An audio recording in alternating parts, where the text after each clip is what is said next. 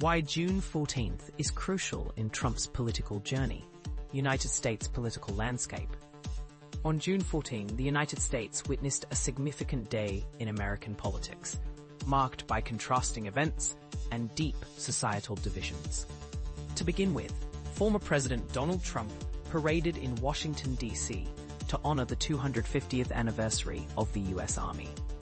This event, interestingly, aligned with Trump's birthday, adding a personal touch to the military celebration. Concurrently, across the nation, No Kings rallies unfolded, where countless Americans peacefully voiced their dissent against Trump's administration, illustrating the vivid political rift in the country. A grievous incident in Minnesota further exposed the divide. While these events unfolded, a shocking act of political violence took place in Minnesota, gravely underscoring the nation's divisions. Tragically, a Minnesota state representative, Melissa Hortman, and her husband were fatally shot in their home. In a separate attack, State Senator John A. Hoffman and his wife, Yvette, were wounded. This shocking turn of events prompted Minnesota's Governor Tim Walz to label it as an act of targeted political violence. The gravity of this tragic incident magnified the extent of the nation's political divide. The broader global context and media coverage.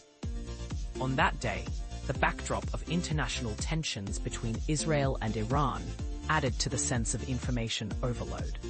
The media's role in covering these events was crucial, with networks striving to provide comprehensive coverage. The Minnesota shootings took center stage in the morning news. The suspect, Vance Bulter, was the focus of an intense manhunt. Authorities discovered a manifesto and a list of targets, which included politicians and Planned Parenthood locations, underscoring the danger of escalating rhetoric. Meanwhile, coverage threaded between the peaceful protests and rising tensions, particularly in Los Angeles. Journalist David Noriega reported from the ground, noting the peaceful nature of most protests and law enforcement's protective role over federal properties. This all occurred against a backdrop of elevated military presence, which state officials argued was an unnecessary escalation initiated by Trump. Media reactions to the parade and protests. As media outlets covered the day's events, varying tones were evident.